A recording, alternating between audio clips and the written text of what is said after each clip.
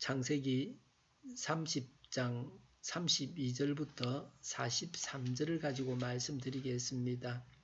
32절에 라반의 양에서 얼룩진 것들과 점이 있는 것과 모든 검은 것을 가려내고 염소떼에서도 점이 있는 것들과 얼룩진 것들을 가려내고 그것들을 야곱의 삭스로 달라고 합니다.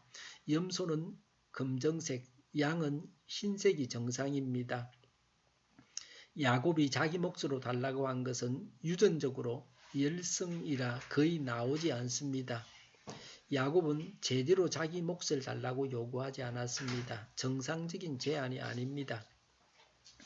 야곱이 라반에게 자신의 몫을 제대로 달라고 말하기 곤란했습니다. 라반이 욕심이 많았습니다. 말로는 마음대로 요구하라고 하지만 실제는 달랐습니다. 야곱이 이렇게 말한 데는 이유가 있습니다. 이렇게 해야만 라반이 순순히 응할 것입니다. 되지도 않을 요구를 했다가는 야곱만 바보가 됩니다. 야곱은 라반의 딸들과 살고 있습니다. 아내들에게도 자신이 부당한 것을 라반에게 요구하는 나쁜 사람으로 보여서는 안 됩니다. 그리고 야곱은 하나님께서 자신의 몫을 채워주신다는 것을 알았습니다. 라반과 야곱은 재산에 있어서 서로 가지려고만 했습니다. 형과 동생이 농사를 지어서 서로 나누고 나서도 밤에 형은 볕단을 동생 몫으로 몰래 갖다 놓고 동생은 형의 것으로 갖다 놓고 했다는 이야기가 있습니다. 라반과 야곱은 그런 사이가 아니었습니다. 상대를 생각하면서 네가 그만치 일을 했으니까 내가 너한테 이만큼은 줘야 되지 하면서 몫을 넉넉하게 채워주는 그런 라반이 아니었습니다. 33절에 제가 가진 것 가운데서 얼룩지지 않은 양이나 점이 없는 양이 있든지 검은색이 아닌 새끼 양이 있으면 그것들은 모두 제가 훔친 것이 될 것입니다. 라고 했습니다. 야곱의 제안대로 하면 각자의 소유를 쉽게 알 수 있다는 것입니다.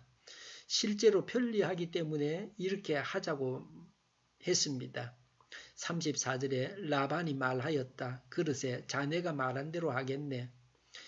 라고 했습니다. 임금 협상이 끝이 났습니다. 함께 이렇게 하자고 했습니다.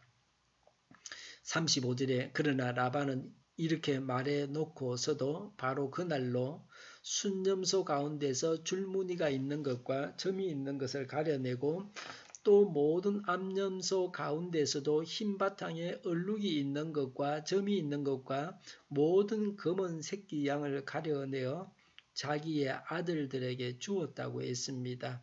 이런 가축들은 새끼를 낳으면 야곱의 것이 될 확률이 높습니다. 그래서 라반은 자기 아들들에게 맡겨서 야곱이 거느린 가축과는 섞이지 않게 해서 야곱의 몫이 생기지 않게 했습니다.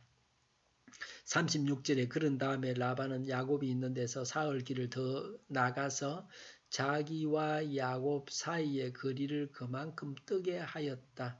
야곱은 라반의 나머지 양떼를 쳤다고 했습니다.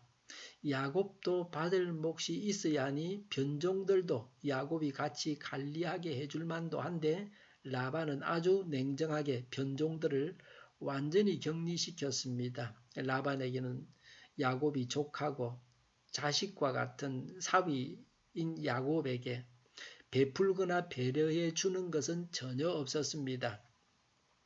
약속을 지키면서 실제 실행에서 전혀 베푸는 것이 없이 라반은 자기 이익만을 챙겼습니다. 야곱은 자기 몫이 없는 흰 양과 검은 염소만 치고 있었습니다. 이제부터 생기는 변종만 야곱의 것이 됩니다.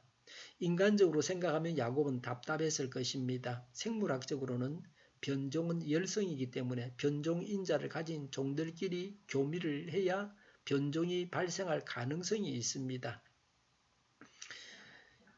37절에 야곱은 나무에서 푸른 가지를 꺾어서 껍질을 벗긴 다음에 벗긴 가지에 흰 무늬를 냈다. 38절에 야곱은 껍질을 벗긴 그 흰 무늬 가지들을 물먹이는 구유 안에 똑바로 세워놓고 양떼가 와서 물을 먹을 때에 바로 눈앞에 세워놓은 그 가지들을 볼 수 있게 하였다. 양들은 물을 먹으러 와서 거기에서 교미를 하였다. 41절에 야곱은 튼튼한 암컷들이 교미할 때에는 물먹이는 구유에 껍질 벗긴 가지들을 놓아서 그 가지 앞에서 교미하도록 하곤 하였다. 42절에 그러나 약한 것들이 교미할 때에는 그 가지들을 거기에 놓지 않았다라고 했습니다. 이런 노력을 어떻게 보아야 합니까? 이런 행위가 야곱의 몫이 많아지게 한다는 과학적인 근거는 없습니다. 이런 행위들이 야곱의 간절한 마음을 담고 있었습니다. 단지 야곱이 얼마나 다급하고 자기 몫을 받기 원했던가 하는 마음을 알게 합니다. 이런 행위 때문에 변종이 생긴 것은 아닙니다. 이런 행위 때문에 야곱이 복을 받은 것은 아닙니다. 이런 행위가 실제에는 도움이 되지 않습니다. 40절에 야곱은 이런 새끼 양들을 따로 떼어 놓았다. 라반의 가축대 가운데서 줄무늬가 있거나 검은 양들은 다 가려냈다. 야곱은 이렇게 자기의 가축대를 따로 가려내서 라반의 가축대와 섞이지 않게 하였다고 했습니다. 섞어보아야 야곱의 몫이 더 나오지 않습니다. 그래서 분리시켰습니다. 그리고 자신의 것과 라반의 것을 분명하게 나누어 놓았습니다. 재산 분쟁을 방지하기 위해서 평상시에 이런 조치를 취했습니다. 43절에 야곱은 아주 큰 부자가 되었다고 했습니다.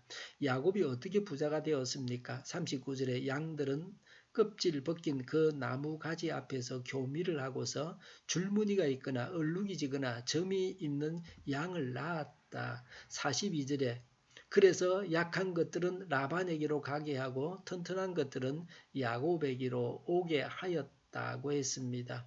하나님께서 야곱이 소원한 대로 부자가 되게 하셨습니다. 야곱이 복을 받은 자라는 사실이 부자가 됨으로 드러나게 하셨습니다.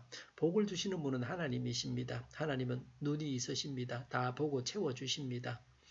야곱은 맨손으로 시작했지만 하나님께서 복을 주셔서 부자가 되었습니다. 우리도 이런 복을 받아서 누려야 합니다.